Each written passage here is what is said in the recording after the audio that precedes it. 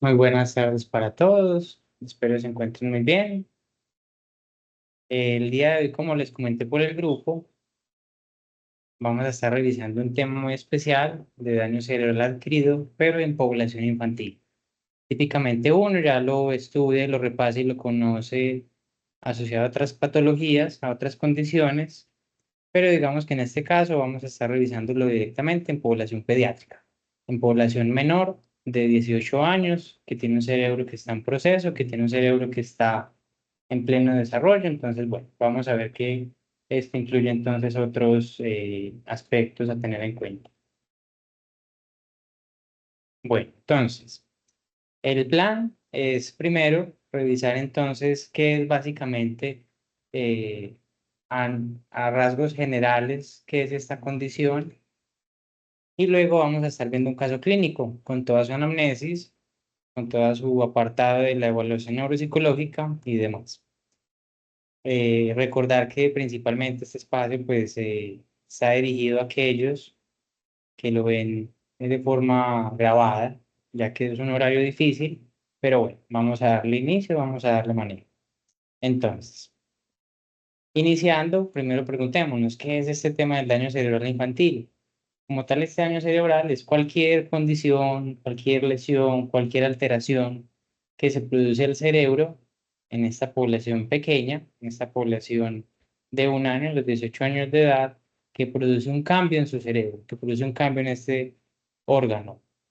Y esto afecta entonces su integridad física, es decir, se ve una lesión anatómica como una hendidura, un engrosamiento, algo por el estilo, una alteración metabólica o como tal una alteración en su funcionamiento. Y lo particular aquí es, por lo tanto, ya que se produce en una persona pequeña, una persona que todavía no tiene un cerebro completamente desarrollado, sino que está en ese proceso de crecimiento, de mielinización, de unión, de configuración. Entonces, pues bueno, digamos que las consecuencias no se ven directamente en el momento, en su mayoría, sino que también se pueden ver en el desarrollo. No se terminan de ver las consecuencias sino hasta la adultez.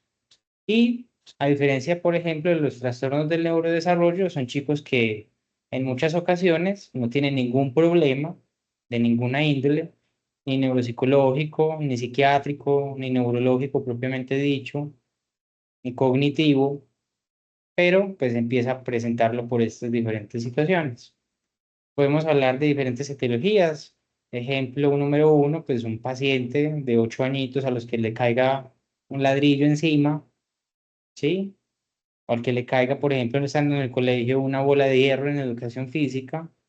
Otro ejemplo, por ejemplo, puede ser los niños que, como en el caso de hoy, de una infección, puede ser viral, pues eso le avanza al cerebro, entonces termina en una neuroinfección. Otros chicos que lastimosamente pues sufren algún tipo de accidente cerebrovascular, aunque es inusual en esta época, tumores, que realmente los tumores primarios, es decir, aquellos que surgen principalmente y directamente de células neuronales, eh, estos tumores primarios son más frecuentes en los niños, mientras que los tumores secundarios, tumores que provienen de otro tipo de células y llegan al cerebro, son más frecuentes en los adultos. Y bueno, diferentes tipos de etiologías que generan este tipo de daño en los pacientes pequeñitos. Esta gravedad de esta condición pues depende de varios factores, depende de muchos tipos de aspectos a tener en cuenta. Uno puede valorar si lo que sucede y el cambio que tiene este paciente es temporal, es decir, una vez, por ejemplo, despierta del coma, tiene una amnesia postraumática que dura 1 o 2 días y después cede, o llega a ser permanente, crónico que también lo llamamos. Entonces quedan pues algunas secuelas o algunas consecuencias que duran toda la vida. También tenemos que valorar si el déficit que genera es parcial, es decir, no afecta todo un proceso por completo, como por ejemplo toda la memoria en sus diferentes aspectos, sino por ejemplo únicamente en el almacenamiento. O si por el contrario es un déficit generalizado y afecta el dominio cognitivo en su totalidad, como puede ser por ejemplo una alteración atencional por completo. porque el paciente es muy sensible a la interferencia, se distrae muy fácil, no logra hacer varias actividades en simultáneo, es incapaz de trabajar cuando se presentan algún tipo de distractores y cosas por el estilo. Y también pues podemos ver déficits aparte de cognitivos, físicos, que son los más notorios a simple vista, los más evidentes, afectivos, ya que sabemos que típicamente población con daño cerebral adquirido es vulnerable a trastornos depresivos y ansiosos, entre otros, o como tal también a consecuencias a nivel social. Siempre, pues esto va a afectar al pequeño y a su familia en mayor o menor medida a nivel social. Realmente estos pacientes que se lesionan generan mayor carga a sus cuidadores primarios y estos cuidadores primarios pueden terminar cayendo en alguna condición patológica, una depresión en la que terminan, por ejemplo, sintiendo culpa o trastornos ansiosos por a veces altos niveles de dependencia a los que terminan estos chicos. Es muy particular que a pesar de ser algo tan preocupante, algo tan notorio, en cuanto que hablamos a la teología, que a alguien le caiga algo encima, que tenga una neuroinfección muy compleja, que tenga una ACV, este daño cerebral adquirido pues suele ser conocido como un daño invisible. Puede ser capaz de crear un daño invisible, porque ven que el niño a veces camina bien, habla bien, funciona normal, entre comillas. Entonces muchas veces dicen que no pasó nada. Que gracias a Dios, pues no pasó nada del otro mundo. Pero al detalle es que nos damos cuenta de que en realidad sí hay complicaciones. ¿De qué dependen estas complicaciones y su gravedad? Pues en primer lugar de la edad del paciente, porque un chico de 1 año que tenga un daño adquirido es muy grave, porque es un cerebro que está en un proceso muy crítico en su formación, por lo que una lesión en esta época pues genera unas consecuencias significativas, diferente a un chico de 17 que ya ha tenido un buen trayecto, una buena trayectoria de buena mielinización, de buena sinaptogénesis, de buena conexión y de buen crecimiento neuronal. Otro punto importante es diferenciar si el daño es focal, es decir, si el daño únicamente se da en una región específica del cerebro, pues es un daño generalizado, como cuando se dan casos de anoxia, en los que los chicos tal vez de un ataque de asma, pues les da una insuficiencia respiratoria y terminan pues por generar una especie de alteración del cerebro por esta falta de oxígeno, o por ejemplo una encefalitis, en la que se da pues una infección o de otro tipo de patologías asociadas, pues una inflamación del cerebro. Y también depende de la etiología, ya que diferentes etiologías suelen generar diferentes cuadros clínicos. No es lo mismo un chico que tal vez tiene una ACV a un chico que recibe, por ejemplo, no, digamos que es víctima de un accidente automovilístico y tiene un traumatismo craneoencefálico de golpe contra golpe. Entonces, digamos que esto también genera un tipo de gravedad y perfil diferente. El curso y pronóstico de este tipo de pacientes es que desde el inicio, desde el momento de la alteración, del daño, lo físico es lo más evidente, que no camina, que camina un poco alterado, que no se moviliza del todo bien, mientras que lo afectivo y lo cognitivo se puede ir viendo a lo largo del tiempo, a lo largo de la evaluación y de la evolución del niño. Si el daño fue a los 5 añitos, pues hasta los 10, 12, 13, 14 no podemos terminar de ver realmente qué no se terminó de desarrollar o se alteró. Y también es conocido de que dificultades previas, por ejemplo, chicos con trastornos de conducta, pueden exacerbarse estos problemas por esos daños cerebrales. Entonces, chicos que ya tienen, por ejemplo, un déficit de atención y tienen un daño cerebral adquirido, pues puede exacerbarse el déficit atencional, puede empeorar. ¿En qué se diferencia entonces este daño cerebral a diferencia de uno que eh, sucede en un adulto? Que como el chico tiene habilidades y funciones que aún no ha adquirido, pues se ve entorpecido, se ve afectado ese proceso de desarrollo funcional. Mientras que el adulto ya tiene todo su proceso, ya tiene toda una configuración y lo pierde.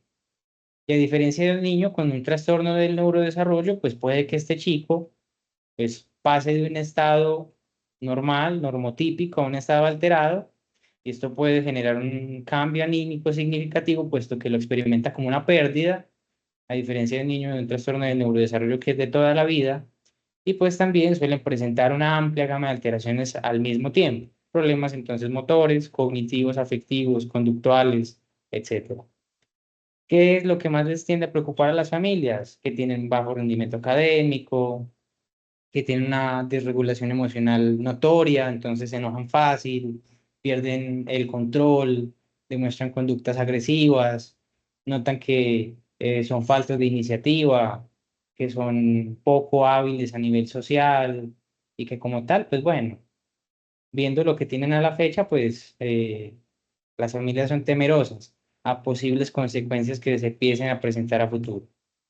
El perfil neuropsicológico típico de estos pacientes, pues bueno, varía según el tipo de lesión, de extensión de la lesión, de su localización, de todo lo que comentamos ahorita, pero hay unos procesos principalmente susceptibles al daño cerebral.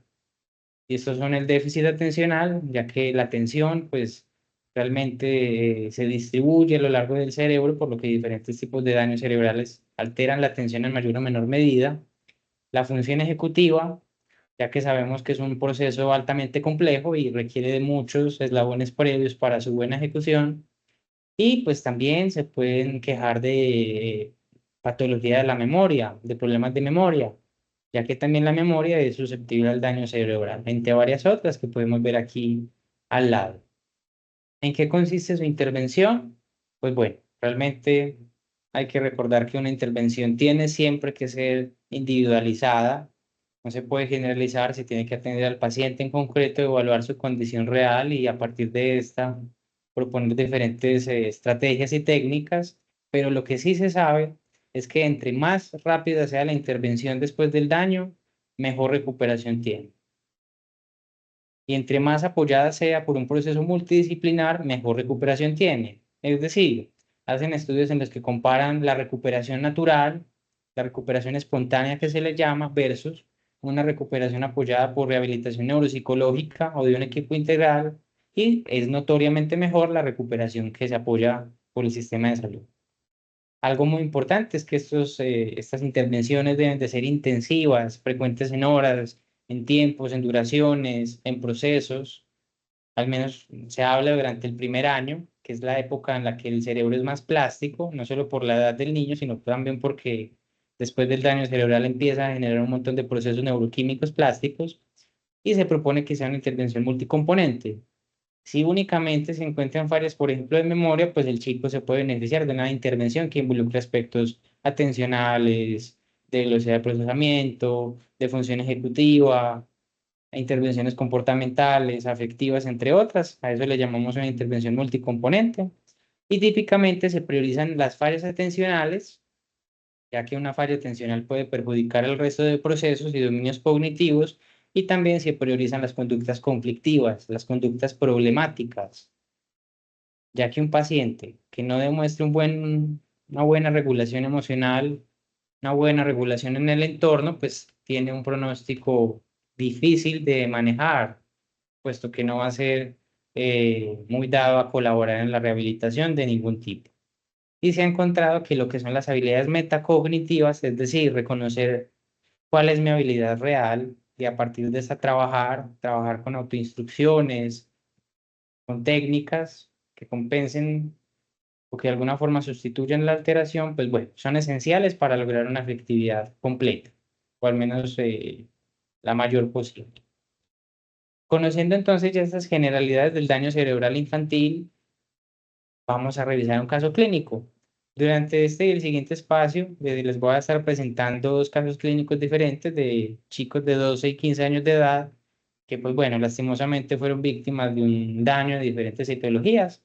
Hoy vamos a estar viendo el caso de un niño de 12 años que sufrió una neuroinfección, también tuvo un accidente, ataque cerebrovascular y sobre el cual tuvieron que hacer diferentes neurointervenciones quirúrgicas. Ya en esta imagen de abajo, un poco muy gráfica, vemos como a alguien, pues, le tuvieron que hacer una cranotomía eh, para retirar diferentes bacterias, pues, en este caso específicamente pus, que se llegó a acumular en su cerebro. Vamos a conocer el caso.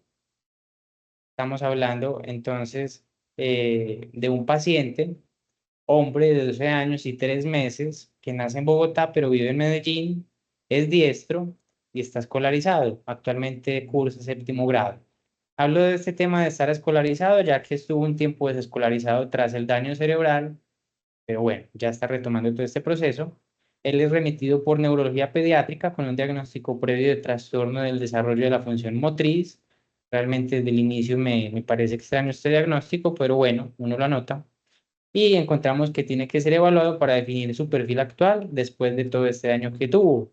Este daño asociado al empiema cerebral, que ahorita vamos a ver eso qué es, a su evento isquémico, también vamos a revisar a qué refiere este evento isquémico y su neurointervención quirúrgica. Como dije anteriormente, pues fue una extracción de todo este pus que fue acumulando en su cerebro. Encontramos que es un chico que vive con su mamá de 46 años, que es abogada, que labora como funcionaria pública, y su hermano mayor de 18 años. El papá está presente, mantiene contacto frecuente con el paciente, aunque no vive en Medellín, vive en otro departamento. Y indican que viven en una casa, en un ambiente familiar tranquilo, la mamá es quien pone las normas y, bueno, no existen conflictos frente a las pautas de crianza. Ampliando entonces el motivo de consulta y la enfermedad actual, dentro de esta historia clínica de la neuropediatra, encuentro que este paciente tiene hemiparesia izquierda y que también tiene una colección epidural, absceso cerebral por sinusitis complicada y un postoperatorio de drenaje de empiema epidural y absceso en el 2023, en el mes de octubre del 2023. Ya vamos a ajustar un año exactamente. Actualmente marcha con apoyo, utiliza un bastón, es independiente para las actividades básicas cotidianas, no ha convulsionado, eso la nota, ya que es frecuente que pacientes con daño cerebral adquirido pues convulsionen en los meses cercanos a la lesión, por lo que le suelen mandar un tratamiento anticrisis, como en este caso es el levetiracetam. Anota también cursaba sexto grado con adecuado rendimiento académico al momento de su neuroinfección. Luego, al ver que esta historia clínica de esta neuropediatra no es tan amplia, busco otra historia clínica de otra neuróloga previa y encuentro más información. Ella nos dice que lo que tiene el chico son secuelas de su empiema subdural y su absceso, todo esto como una complicación de una sinusitis aguda. Fue sometido a varias intervenciones quirúrgicas, a varios procedimientos, y durante estos presentó una insuficiencia respiratoria de origen central, lo que provocó una encefalopatía, es decir, una enfermedad del cerebro, pues con todo esto que tiene, es lo que uno espera, y también documentaron una isquemia en territorio de la arteria cerebral media derecha. Vamos a intentar aprovechar el espacio para desglosar algunos términos. Nos hablan de una hemiparesia izquierda. Vale la pena recordar que la hemiparesia habla de una debilidad motora, mientras que una hemiplegia nos habla de una parálisis. En este caso, nos explican que el chico marcha de forma independiente, pero con apoyo de bastón, por lo que tienes más bien una hemiparesia. Otro término que vale la pena aclarar es el tema del empiema epidural. Tanto el empiema como el absceso son colecciones de pus en el cerebro, solo que se diferencian empiema y absceso según la capa o el espacio entre las meninges en las que se ubica. Recordemos en esta imagen de la derecha que uno tiene desde la piel hasta lo que son las neuronas, lo que es la sustancia gris, varias capas, meninges que se le llaman, que recubren el cerebro por protección. Tenemos en el orden la dura madre, la más dura, menos flexible, luego la aracnoides y luego la pia madre, por lo que el empiema es una colección de pus epidural por encima de la pia madre, mientras que el absceso es una bolsita de pus que se acumula por debajo de la capa, a diferencia de la otra. También nos hablan de que el paciente tuvo una isquemia en el territorio de la arteria cerebral media. Vale la pena diferenciar lo que es una isquemia de una hemorragia. La isquemia habla de una oclusión de un vaso, es decir, un vaso que por algún motivo se taponó parcial o totalmente, y esto hace que la perfusión sanguínea disminuya, que las neuronas que recibían sangre no reciban la suficiente sangre, lo que puede llevar a un infarto, que es cuando ya pues, eh, tienen la ausencia suficiente de oxigenación y de sangre como para morir. Mientras que la isquemia puede ser reversible, el infarto no lo es, Y diferenciando la isquemia de la hemorragia, pues la hemorragia es que se rompe un vasito, que se rompe una arteria y la sangre se sale de su espacio, por lo que empieza probablemente a comprimir otras estructuras y genera un aumento de la presión intracraneal y genera otra sintomatología. Continuamos con esta historia de la enfermedad actual. Yo le pregunto a la mamá frente a qué pasó, cómo fue todo este proceso de neuroinfección y ella me explica que todo comenzó con una gripita, que estaba normal, pero que el chico después de la gripa le empezó a decir que le dolía una parte de la cara, que le dolía más o menos la mejilla. Primero me explicaba que lo llevaron a donde el odontólogo y el odontólogo lo valoró y vio que no tenía nada mal. Entonces lo devolvió para la casa. Pero al ver que el chico seguía con este dolor en la cara, lo llevaron a urgencias. En urgencias, pues no le estaban prestando mucha atención a un dolor de mejilla, un dolor de muela, pensaban, pero en ese tiempo de espera se empezaron a dar cuenta de que el chico ya tenía un lado de la cara paralizado, por lo que sí le dieron prioridad, lo atendieron con urgencia y el primer diagnóstico fue una simple parálisis facial. Lo llevaron a una tomografía y se encontraron que estaba completa y totalmente invadido de pus, por lo que lo internaron en UCI y le programaron una cirugía y bueno, fue a la cirugía, explica a la mamá que salió bien de la cirugía y hasta ese momento el chico únicamente experimentaba dolor y la parálisis en el rostro. No notaban cambios cognitivos ni comportamentales y la mamá continuó explicando. Después de esa primera cirugía, le hicieron otra tomografía y se dieron cuenta que todavía seguía contaminado. Y en ese momento se hinchó, dejó de hablar y por todo esto tomaron la decisión de que lo tenían que entubar. Lo pusieron en coma durante 25 días. En todo este proceso, lo operaron una segunda vez y le volvieron a hacer otra tomografía. Después de esa segunda intervención quirúrgica, ya les daban un mal pronóstico a la familia. Les decían que no los iba a reconocer, que no les iba a poder hablar, pero cuando despertó fue todo lo contrario. Cuando despertó los reconoció y les habló normal, como si nada hubiera pasado. Yo le pregunto al chico que si actualmente experimenta algún tipo de falla cognitiva y me dice que no, no nota ningún problema, ni en su memoria, ni en su lenguaje, ni en sus capacidades atencionales, ni en la forma en la que piensa, en la que reacciona, nada. Pero la mamá se anota que él cambió un poquito su comportamiento, pero para bien. Antes él era un niño como que irritable, muy serio, gruñón, no se podía jugar con él, pero ahora lo ven más sociable, más chistoso, menos irritable, ya es más jocoso, como que ya se reía más. Antes era un niño muy serio y pues poco tolerante. Él tiene una evaluación de neuropsicología de febrero de este mismo año. En esta reportaron una inteligencia limítrofe y un déficit ejecutivo y de la atención compleja, algo muy frontal. Y también notaban alteraciones para la codificación de la información, pero no especificaban muy bien esta información. Esto lo asociaron a sus problemas médicos que se habían reportado hasta el momento, pero no llegan a dar mucha más información. Desde esta última evaluación, es decir, desde febrero hasta la actualidad, este paciente fue evaluado en agosto, finalizando agosto, niegan que hayan percibido que se haya deteriorado el paciente, que haya disminuido su funcionalidad. Lo ven tan bien como hace 8 meses. Lo ven estable y la única queja es la de mi pareja, que esa se ha mantenido estable y el leve cambio comportamental. Frente a su historia escolar, el chico actualmente cursa séptimo, no perdió años escolares, ahora es que está retomando el colegio después del proceso de daño cerebral. Y a la fecha niegan encontrar fallas o dificultades en el proceso escolar. La mamá incluso me decía, feliz, que él ya hasta se aprendió en los países y también las capitales, y que, bueno, uno interrogando por temas previos, el chico aprendió con facilidad en la infancia e incluso después del daño cerebral tampoco encontraban problemas importantes. Y el paciente agregaba que él siente que es capaz de aprender y memorizar tan bien como antes, como si nada hubiera pasado.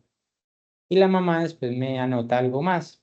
Me decía que él antes era muy inquieto, que era muy recochero, que hablaba mucho con los compañeros en la clase y que ya está más juicioso, que ya está más dispuesto. Pero que a pesar de todas estas quejas, de cierta indisciplina, él cumplía académicamente. La mamá explica que siempre lo ha supervisado y lo ha apoyado en el tema académico para que haga bien los trabajos y les daba las pautas de cómo hacer la cosa, cómo hacer los trabajos y todo lo demás. Frente a su carácter y comportamiento y temas emocionales, comentan que él desde chiquito sí tenía mucha energía, pero no realizaba conductas temerarias.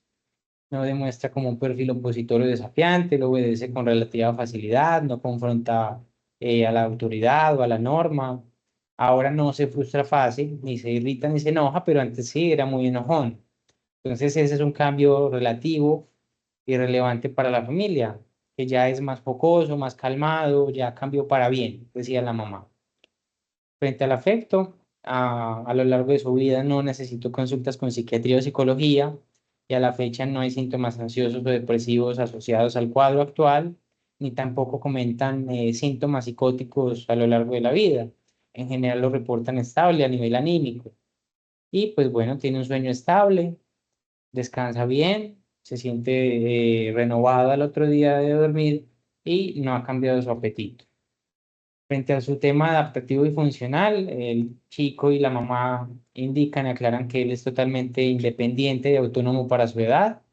Después del daño cerebral no vieron que disminuyera su funcionalidad o su autonomía, que lo único que tiene son algunas dificultades, pero en mi parece, por su debilidad.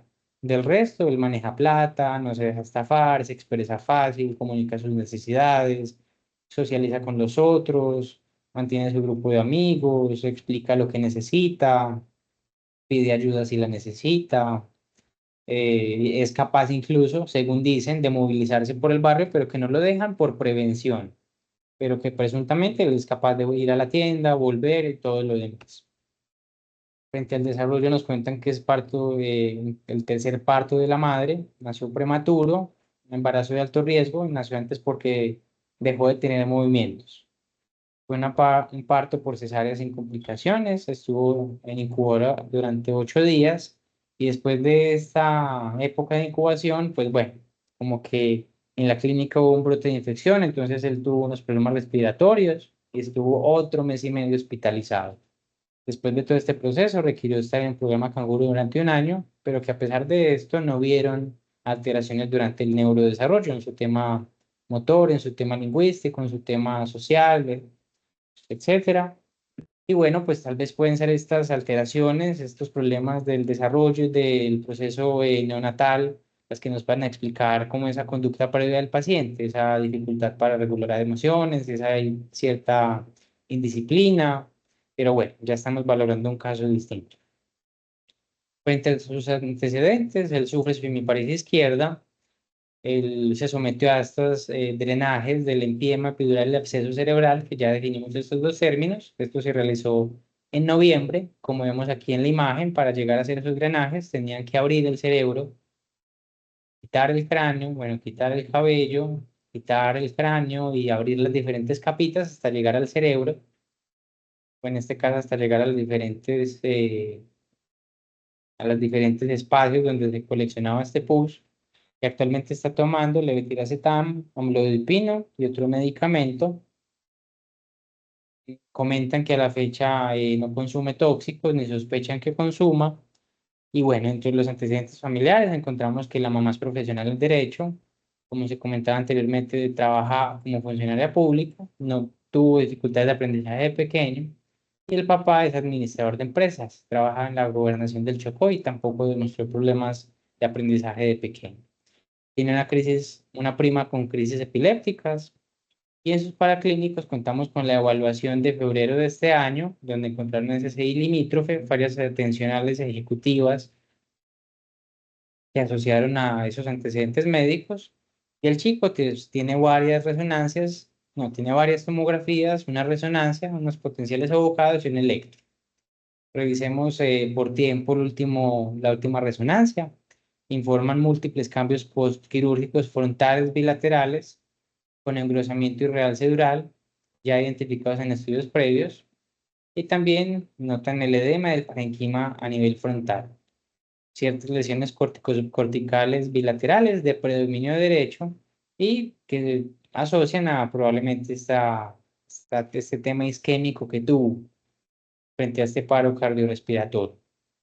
También tienen unos potenciales abocados que son normales. Y bueno, en este momento pues ya tenemos toda la información del chico a la fecha. Entonces nosotros vamos a empezar a hacer la evaluación neuropsicológica. Es un momento en que nos tenemos que preguntar, ¿qué vamos a evaluar? ¿Qué esperamos buscar? ¿Y qué esperamos encontrar? Entonces vale la pena recordar lo que vimos hace un momento. Este daño cerebral infantil se caracteriza por crear algo invisible, un daño invisible.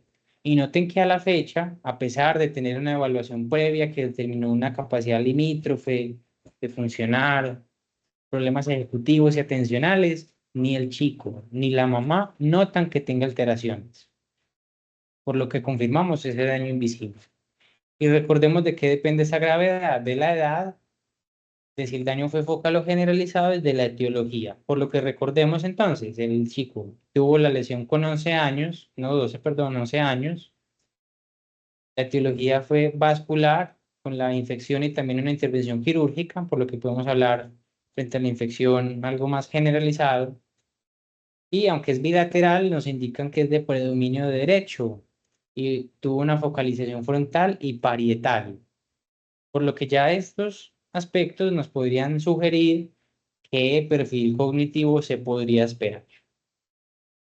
Por lo que entonces, bueno, empezamos a evaluar, aplicamos la escala de inteligencia de Wechsler para niños, el WISC 5, y encontramos que, pues bueno, efectivamente tiene un desempeño bajo, disminuyó en contraste a el mes de febrero, pero en esta ocasión notemos que el índice visoespacial, es decir, las habilidades de este chico para funcionar y operar en el espacio, manipular los objetos, es muy reducida, muy reducida.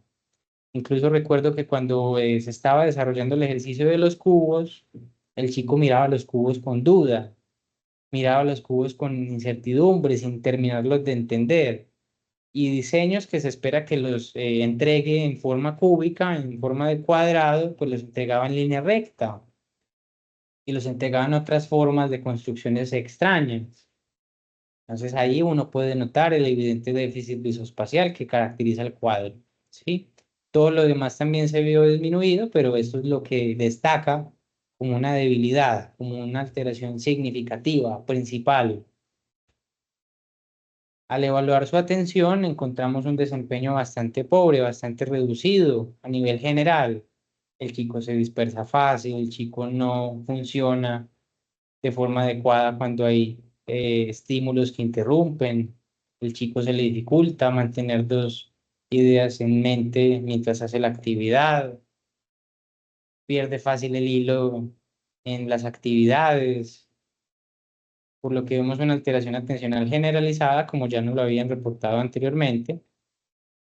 Frente a la memoria, vemos que esta falla atencional no le permite hacer un buen proceso de registro inicial de la información verbal a aprender, pero se almacena y se evoca un buen número de ítems e incluso reconoce la gran mayoría de elementos, por no decir prácticamente todos, por lo que podemos hablar de que su memoria verbal, pues bueno, está bastante conservada.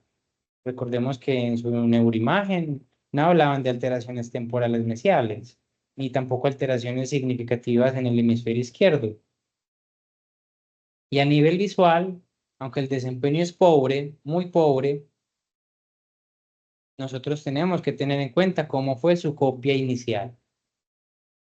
Aquí yo les pongo un ejemplo. Este es un caso de una chica de 14 años con una dispraxia, con un trastorno del desarrollo motriz, que hizo una copia de la figura de rey muy aberrante, incluso se podría llamar, una copia fea, desestructurada, desorganizada.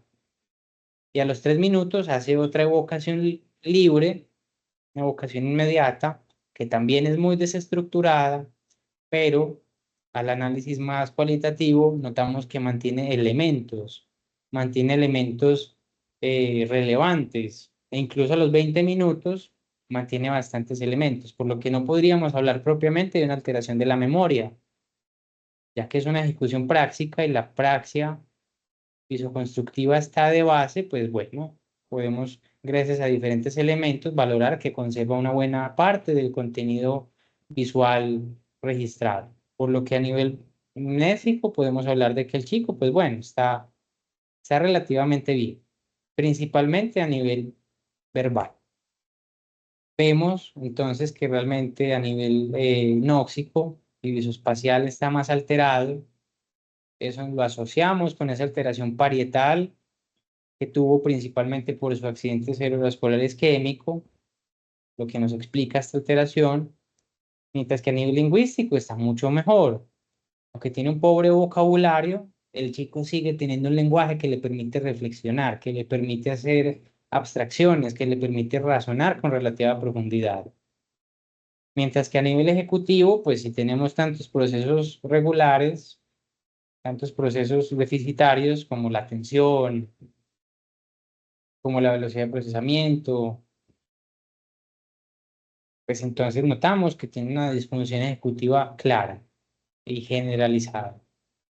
Tanto así que en unos ejercicios de los laberintos, pues ni siquiera entendió el ejercicio. No sabía por dónde empezar, no sabía qué hacer, no sabía cómo continuar y se le notaba tanto como la frustración en cierto sentido que, bueno, mejor se suspende incluso el ejercicio, ya que no lo iba a poder desarrollar y se sabía que el desempeño era muy bajo.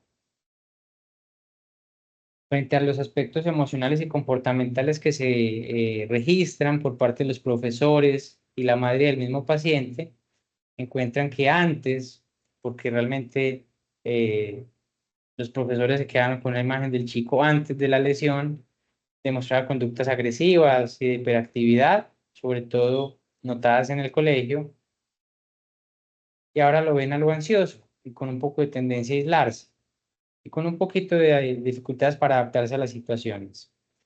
Mientras que el chico sí se nota con un poco de síntomas depresivos, con estrés social, con cierto locus de control externo y con un poco de dificultades para manejar las relaciones interpersonales.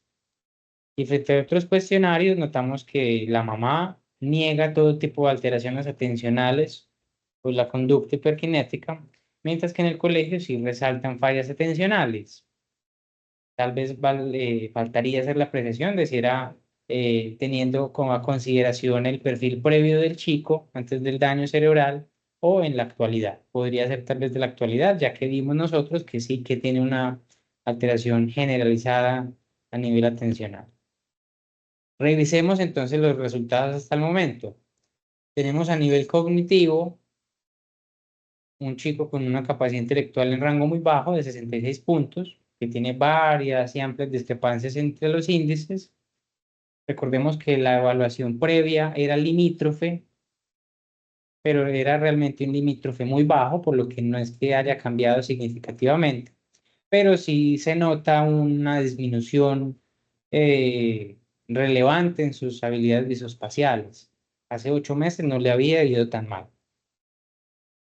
Vemos que conserva los procesos de almacenamiento y evocación libre de contenidos verbales y visuales en cierta medida. Su evocación es hasta de un 50% de lo que copió anteriormente.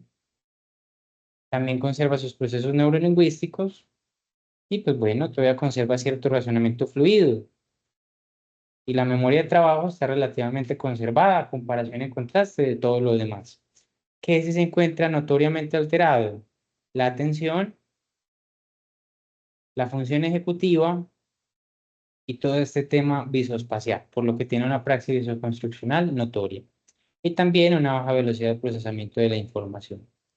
A nivel comportamental, pues resaltan estas características de fallas atencionales, aunque parece que son una descripción principalmente previa a la lesión, aunque actualmente tiene un montón de alteraciones atencionales, tal vez son estos aspectos que se exacerbaron tras el daño.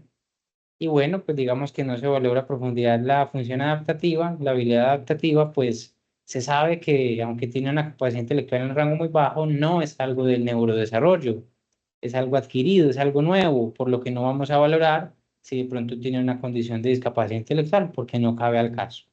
No es el caso. Sí se sugiere que se valore más a profundidad su funcionalidad con algo como terapia ocupacional o en otras consultas.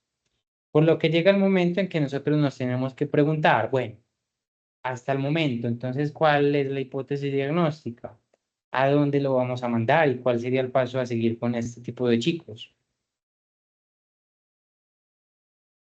Entonces, concluimos el caso de la siguiente manera. Recordemos que las conclusiones es el punto en donde sintetizamos la información, en donde describimos la condición actual, describimos lo que encontramos a partir de una anamnesis amplia y una evaluación pues, tan profunda como nos lo permite en muchas ocasiones el tiempo y el lugar de trabajo, por lo que concluimos de la siguiente manera. Es un chico de 12 años de edad quien experimentó múltiples daños cerebrales en el 2023. Estos asociados a una sinusitis aguda, recordando que el chico empezó con una sinusitis que no cuidaron y se complicó, y esta generó entonces un empiema subdural, los abscesos, los cuales posteriormente fueron drenados, y también el edema cerebral generalizado. Su insuficiencia respiratoria de origen central, la encefalopatía y los infartos bilaterales en la arteria cerebral media, principalmente de predominio derecho. Cuenta con la resonancia de noviembre del año pasado, en la que reportaron los cambios postquirúrgicos frontales bilaterales.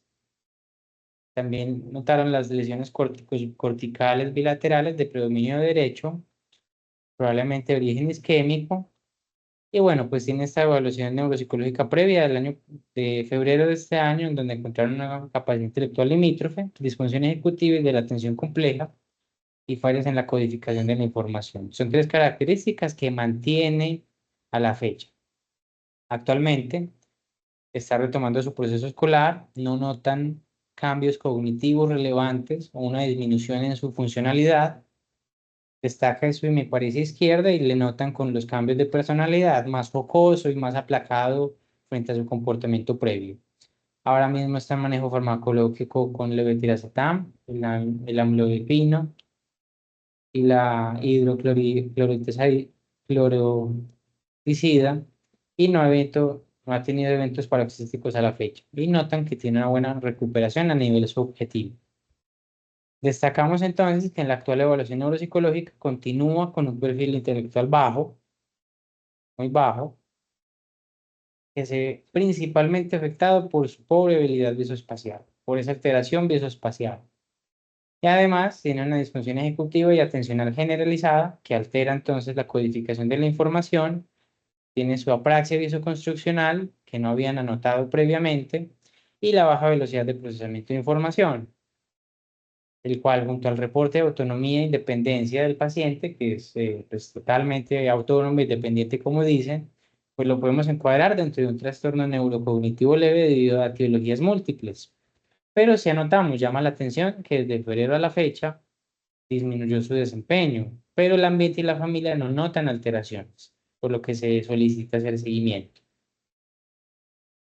Definimos, por lo tanto, entonces este diagnóstico de trastorno neurocognitivo leve de etiologías múltiples, todo lo que tiene que ver con el empiema, el absceso, el edema, la encefalopatía, la isquemia, ¿sí? Y lo caracterizamos.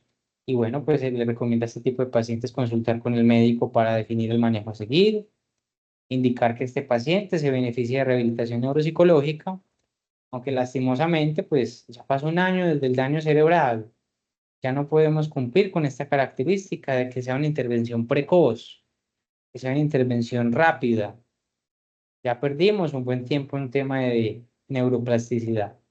También se sugiere valorar por psicología para revisar y profundizar los problemas internalizantes y externalizantes y valorar con terapia ocupacional la funcionalidad actual, puesto que es raro que un paciente con tantas alteraciones atencionales, ejecutivas y visoespaciales funcione con tanta presunta normalidad como indican. Vale la pena revisar a profundidad qué alteraciones tiene en la cotidianidad. Y como tal, pues bueno, se sugiere que por el momento el paciente sea apoyado por su familia. Revisemos nuevamente cómo a pesar de tantos problemas cognitivos, la mamá y el mismo chico no notan ningún problema. Aquí vemos evidentemente a lo que se refiere este tema del daño invisible, no lo notan, no lo perciben, se quejan más es de su hemiparesia, se enfocan más es en su cambio comportamental.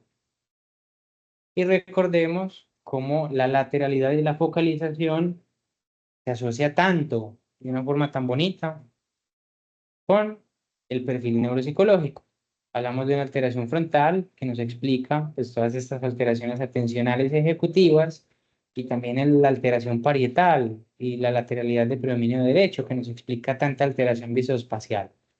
Aquí es cuando nosotros vemos cómo entonces todo, la etiología, la lateralidad, la focalización, nos explican de forma, pues, como se podría esperar, el perfil neuropsicológico del paciente. Entonces, la idea es en este caso tener esta información por el momento. Ya vimos los inicios básicos del daño cerebral infantil, a qué se asocia, cuál es su curso, su pronóstico, su gravedad, el perfil esperado. Hablamos un poco de las etiologías y del caso. El próximo espacio, en 15 días, vamos a estar revisando otro caso de una chica de 15 años que tuvo otro tipo de daño cerebral, más asociado a un tumor, el cual se lo extirparon y bueno, pues después de esta extirpación, de este proceso quirúrgico, quedó con un perfil diferente. Esto era todo para el día de hoy. Les agradezco a todos los que asistan al espacio sincrónico y a todos los que lo ven una vez se suba. Cualquier pregunta, comentario, tanto al correo como al grupo, son bien recibidas. Que estén muy bien. Gracias. Un gusto.